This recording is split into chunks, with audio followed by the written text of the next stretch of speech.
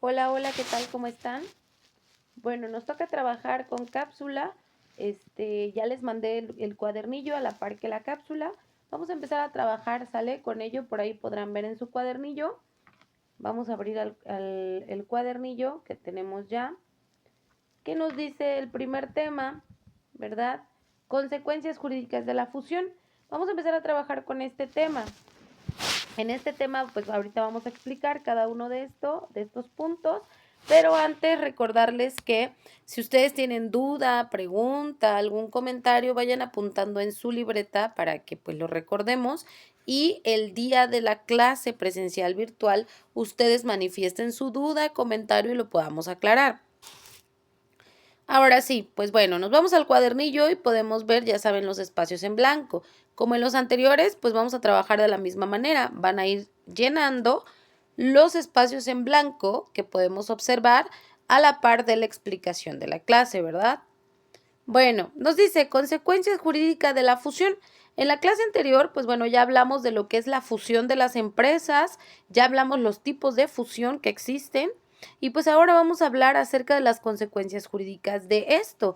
Digamos que son las consecuencias que nosotros podemos tener de aspecto legal que nos refiere si pues llegamos a tener algún tipo de conflicto, llegamos a tener alguna separación de esa fusión, eh, digamos que es como una obligación que nosotros vamos a cumplir sí o sí, no es una opción que desde el ámbito jurídico nos va a marcar. Bueno, tú vas a generar una fusión o vas a realizar una fusión con tu empresa, digamos Bimbo Marinela.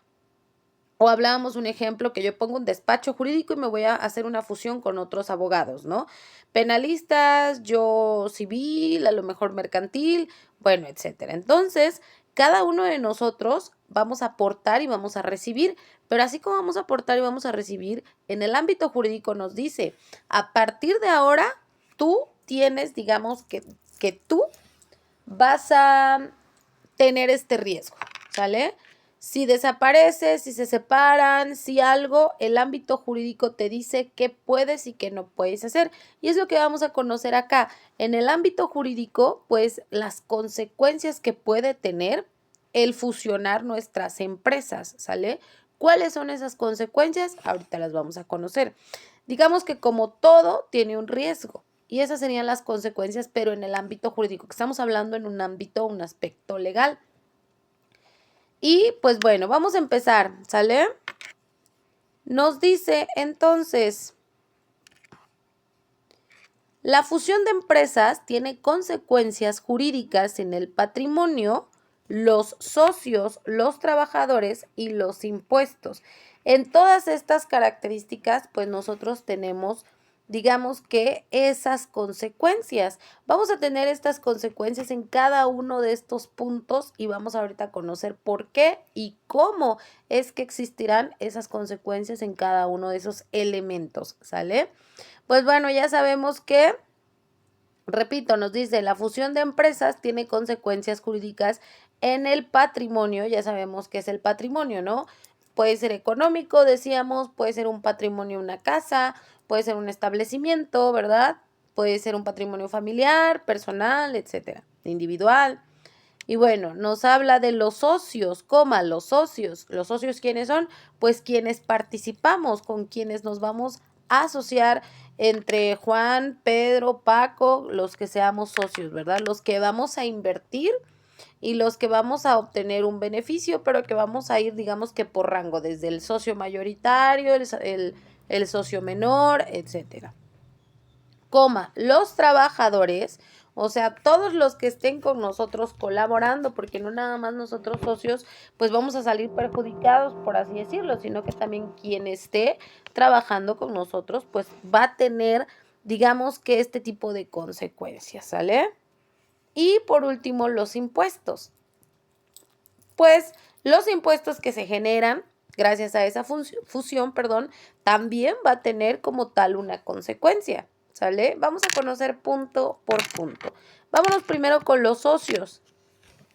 Por ahí les voy a ir explicando, probablemente no van a estar en orden, ¿sale? Vayan checando, busquen, ahí trae nombres, socios, patrimonio, trabajadores, impuestos. Entonces, checamos para ir complementando. Me voy a ir despacio para que pues no nos quedemos, ¿sale? Vamos a empezar con los socios. Nos dice que los socios de las sociedades que se extinguen se convierten en socios de la sociedad resultante. ¿Qué quiere decir? Si se llega a extinguir la sociedad que hicimos, por ejemplo, entre empresas o entre el despacho, que les ponía yo el ejemplo la vez pasada, si se llega a extinguir, entonces nosotros nos vamos a convertir socios de la sociedad resultante. O sea, a lo mejor somos 5 elementos y se van 3 y llegan otros 3 nuevos. Pues entonces ahora nosotros 2, ¿qué quedamos? Nos vamos a convertir en socios de quienes fueron resultantes, ¿sale? O sea, de quienes quedaron ahora, no de quienes estaban, porque ellos ya no van a estar. Se va a deshacer esa sociedad y digamos que va a pasar a lo mejor a otra parte. Esto lo vemos mucho en las novelas, ¿no? Que luego las sociedades empresariales venden sus partes. Y los que eran socios primarios, por así decirlo, o sea, los que fueron primeros socios, pues digamos que ya no están porque ya la vendieron. Entonces ahora van a ser otros socios nuevos y a lo mejor me quedé yo solamente, de esos 5 socios solamente me quedé yo. Ya no voy a ser socia de los anteriores porque ellos ya vendieron su parte. Ahora voy a ser socia, o vamos a decirlo así, me voy a quedar fusionada con los nuevos socios, ¿sale? Esa es la consecuencia. Nos dice, los socios de las sociedades que se extinguen se convierten en socios de las sociedades resultantes. O sea, de lo que va a salir de todo esto. Vamos con lo siguiente. Sale el siguiente punto. El siguiente punto son los trabajadores. ¿Qué nos habla acerca de los trabajadores? Nos dice... no, perdón, seguimos en los socios, nos vamos con el otro punto de los socios, ya me quiero ir a los trabajadores y todavía no terminamos, ¿verdad? Siguiente punto de los socios pueden enajenar sus acciones o participaciones. ¿Qué quiere decir? Nosotros podemos dejar u otorgar nuestras acciones o nuestras participaciones a otras personas, ¿sale? Como decía yo hace un ratito, las podemos vender, podemos heredar, podemos traspasar. Cada socio sabe qué puede hacer con su sociedad, o sea, es libre con sus bienes, en este caso con la sociedad que ya generó, de decidir si le hereda. Por ejemplo, yo le voy a heredar a mi hijo porque a lo mejor ya me cansé, ya no quiero trabajar en esa sociedad y se va a quedar a cargo mi hijo o mi hija, ¿sale? Y entonces ahora él va a poder entonces tener sus acciones y sus participaciones dentro de estas, ¿sale?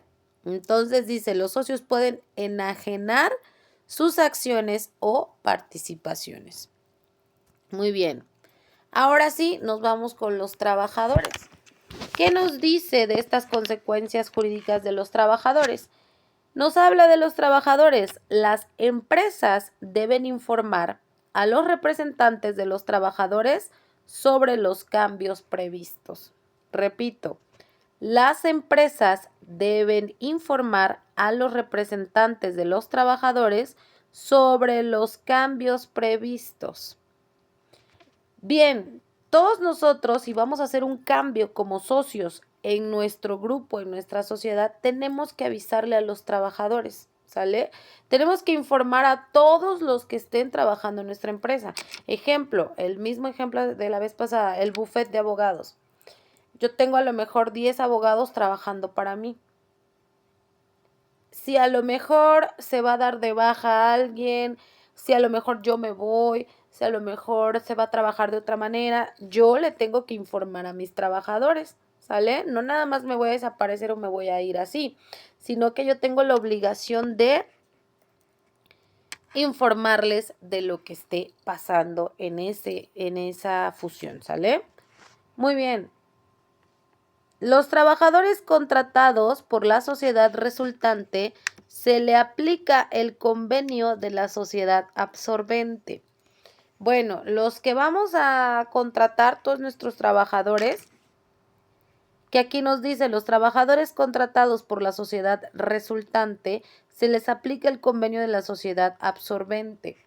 Bueno, todos nuestros trabajadores que se queden, digamos, o que sigan trabajando, aunque exista un cambio, aunque resulte otro tipo de sociedad o cambiemos esa sociedad, ellos van a tener que aplicar el convenio de la sociedad que absorba esa delegación, esa labor, esa responsabilidad, ¿sale?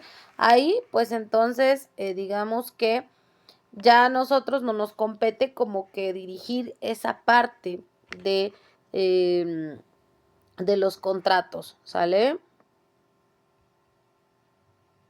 Ahí el convenio, ya digamos que se va a poner de acuerdo los trabajadores con la nueva sociedad resultante, ya no con la que estaba, sino que el convenio ahora va a ser con ellos, ¿sale? En este caso también si tenemos algún tipo de distribuidores, los distribuidores ahora pues van a tener que absorber todo el contrato con con la sociedad resultante, ¿sale? Ya no con nosotros, sino que totalmente va a quedar absorbiendo todo lo que tenga que ver con la sociedad resultante de los cambios, de la modificación o si existe alguna, digamos, alguna transformación. Bien, eso es de los trabajadores. Ahora vamos con el patrimonio. ¿Qué nos habla acerca del patrimonio? En el patrimonio nos dice, patrimonio, se produce una sucesión en la titularidad del patrimonio. Bueno, en la sociedad o en la fusión va a existir como tal una titularidad, o sea, un nombre, ¿sale? A quien quede el patrimonio. Entonces, de acuerdo a ese nombre, va a haber una sucesión, que quiere decir que va a haber o otorgar un, digamos que yo, está mi nombre, ese patrimonio, yo lo voy a pasar, va a haber una sucesión, ¿sale? A otra persona. Entonces, se produce una sucesión en la titularidad del patrimonio. A nombre mío, ahora vamos a pasar a otro nombre, por ejemplo, a otro socio mayoritario, a algún familiar mío. Entonces, vamos a hacer una sucesión, que es el dar, digamos, o el otorgar, ¿sale? Bueno, en este caso, por ejemplo, si yo paso mi parte de la sociedad, pues asimismo, digamos que estaba mi nombre, el patrimonio, ahora lo vamos a cambiar y yo voy a otorgar ese nombre a otra persona para que se quede con el patrimonio, ¿sale? Se transfieren los bienes y derechos de la sociedad absorbida a la sociedad absorbente.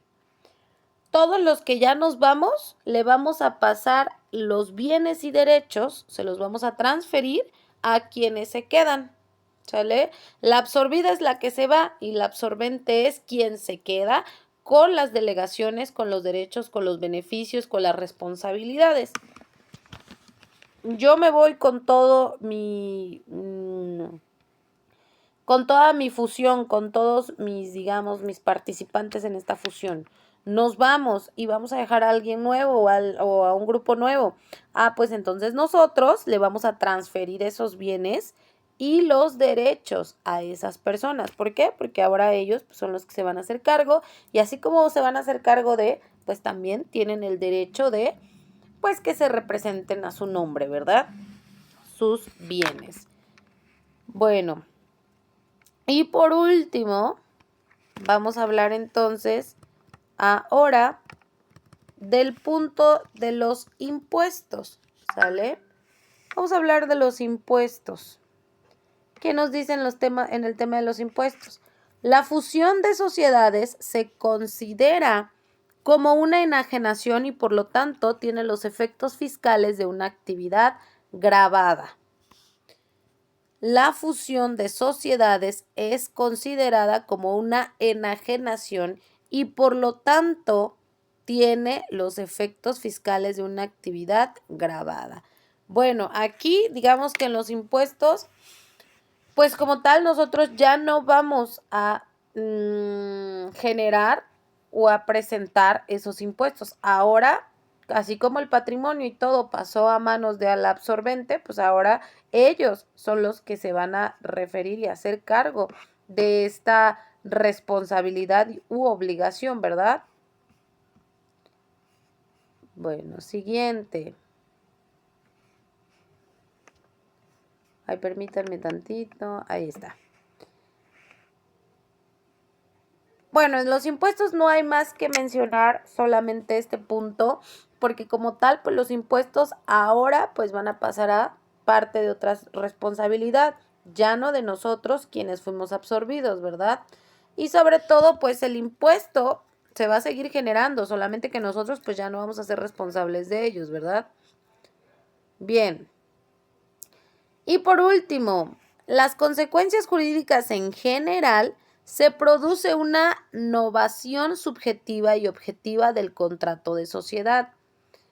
Se afecta la responsabilidad jurídica de las sociedades y se produce una reforma estatuaria. Una fusión de empresas puede tener desventajas, como el aumento de los precios de los productos y servicios de consumo. Bueno, aquí digamos que no es como un contra, sino es lo que se tiene que hacer en el aspecto jurídico. Si tú eres el socio, si está tu nombre, pero digamos que vamos a cambiar a los elementos o miembros de la sociedad, pues es nuestra obligación darlo a conocer, es nuestra obligación ahora que hagamos todo correctamente y que la propiedad pase a los nuevos propietarios, que ellos absorban ahora los derechos y obligaciones, que ellos controlen todo el trabajo, tanto de impuestos como los trabajadores, ¿verdad? Esto digamos que es por naturaleza lo que la ley nos obliga a hacer si nosotros tenemos una fusión empresarial y la vamos a modificar o la vamos a cambiar o va a ser absorbida por otros miembros o elementos, ¿verdad? Bien, si no tenemos duda hasta acá, vamos a pasar con el siguiente tema. Que el siguiente tema es acerca de las características, nos dice así. Concepto de sociedad extranjera. Vamos a hablar ahora de las sociedades extranjeras, ¿sale? Aquí tenemos el tema, sociedades extranjeras. Vamos a conocer qué es una sociedad extranjera y vamos a ver sus características también, ¿sale? Repito, si vamos teniendo duda, comentario, pues vamos apuntando, anotando y el día que tengamos clase, que es el viernes, lo hacemos referir. Bueno, vamos a empezar entonces. Ya saben, llenamos los espacios en blanco. Y vamos a empezar entonces con una sociedad extranjera. Es una entidad empresarial que se constituye bajo las leyes de otros países o que tiene su domicilio fuera del territorio nacional.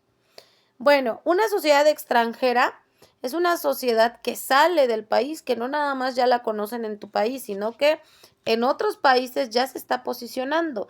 Aquí entra una parte importante que se llama la globalización. Cuando nuestra empresa ya sale del país y la conocen o la puedes registrar fuera de, ya estamos haciendo una globalización, o sea, un crecimiento de nuestras empresas. ¿Y qué quiere decir? Que esta empresa, esta marca se está posicionando mayormente en otros lugares. Ejemplo, marcas americanas que se posicionan aquí en México. Marcas chinas que están posicionadas aquí en México, ¿sale?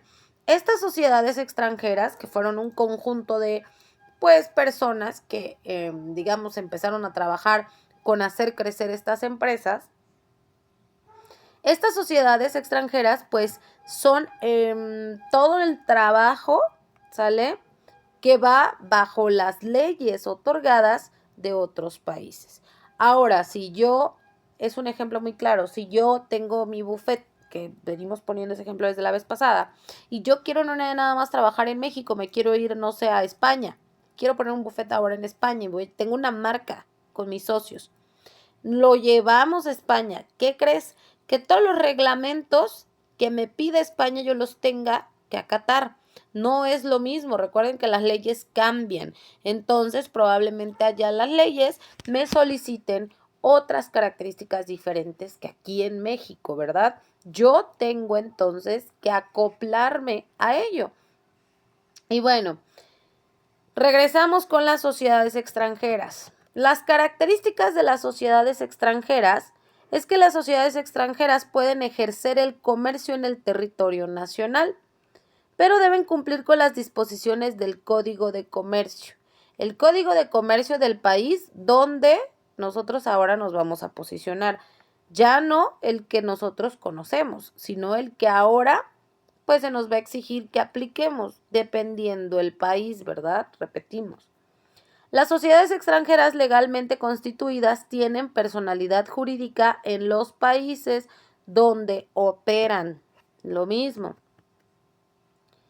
Para realizar actos de comercio en México, las sociedades extranjeras deben obtener autorización de la Secretaría de Economía. Es un punto importante para que una empresa extranjera, en este caso, llegue a México, pues debe de tener todos los permisos y la autorización de la Secretaría de Economía. Ellos son los que nos van a dar, digamos que las pautas o las características que nosotros debemos de cumplir para poder trabajar en el país. ¿Sale? Y hablando de otros países también, no nada más en este, sino que esta secretaría nos va a dar los puntos claves e importantes que nosotros tenemos que absorber para que pues nos den la autorización de trabajar en este país, ¿sale? Las sociedades extranjeras deben publicar anualmente un balance general de la negociación visado por un contador público. Un contador público es el que nos va a ayudar entonces, digamos que a dar un control y un seguimiento, ¿sale? De este.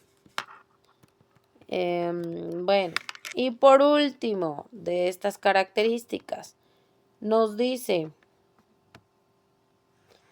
las sociedades extranjeras deben, ya fue la última, deben publicar anualmente el balance general de la negociación visado por un contador público. Bueno, ya habíamos hablado, ¿no? Que toda sociedad debe llevar un control de un contador, pues digamos que la aclaración de impuestos, etcétera. Todo lo que el contador pues lleve la batuta de nuestra sociedad o nuestra empresa, ¿sale?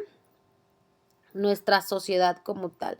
Acuérdense que nuestra sociedad pues es el grupo de personas que trabajamos dentro de esa empresa o negocio, ¿sale? Bien.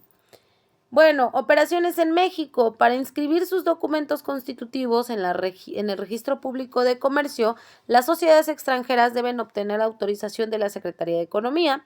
Los documentos constitutivos y la autorización debe protocolizarse ante el notario público. Lo mismo que nos menciona arriba, ¿no? El notario, hay un notario público que tiene que, pues, otorgar ese permiso y estar de acuerdo y dar, digamos que fe y legalidad de que estamos haciendo las cosas bajo la ley, ¿sale?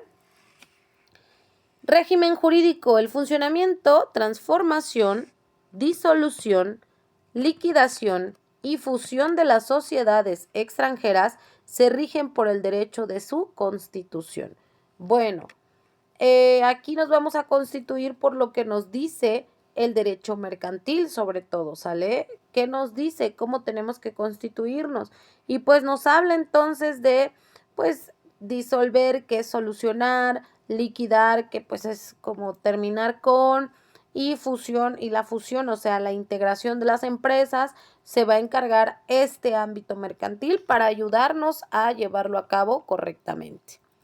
Bueno, y estos son los dos temas que trabajamos hoy en cápsula, ¿sale? Espero no tengan alguna duda con esto. Y si las tienen o comentarios, por favor, apúntelas y me las hacen saber o me las hacen llegar. En cuanto tengan su cuadernillo contestado, pues me lo hacen llegar al grupo de WhatsApp. Ya saben ponerle nombre completo, número de cuadernillo y yo lo voy a estar revisando, ¿ok? Bueno, en conclusión, con el primer tema, conclusión de el primer tema, que son consecuencias jurídicas de la fusión. Digamos que las consecuencias jurídicas son todo la obligación legal que tenemos que cumplir una vez que hayamos fusionado nuestra sociedad, por así decirlo, que nos hayamos fusionado como empresa o como sociedad, ¿sale? Digamos que es la responsabilidad. Ahora yo tengo una consecuencia y tengo que, digamos que enfrentar, digamos que sí, son obligaciones que pues vamos a cumplir. Si llegara a pasar, si se llegara a presentar, pues es mi obligación, es mi consecuencia de vender o de pasar o de cambiar mi sociedad o mi empresa a otras personas, lo que yo tengo que hacer como persona responsable, ¿verdad? Y es lo que me marca la ley, lo que me señala la ley de obligación. Y el siguiente tema que vimos, las sociedades extranjeras. Pues son las sociedades, cómo es que sociedades extranjeras llegan a México y cómo es que sociedades mexicanas se van al extranjero.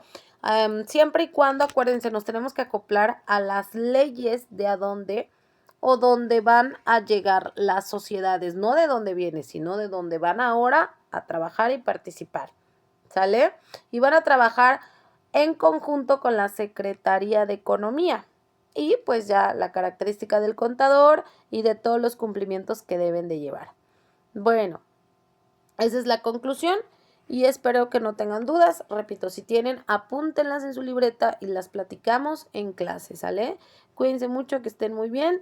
Recibo cuadernillos en el grupo con nombre completo en cuanto los tengan contestados. Bonita tarde, bonita noche, bonito día, dependiendo a qué hora me estén viendo. Gracias.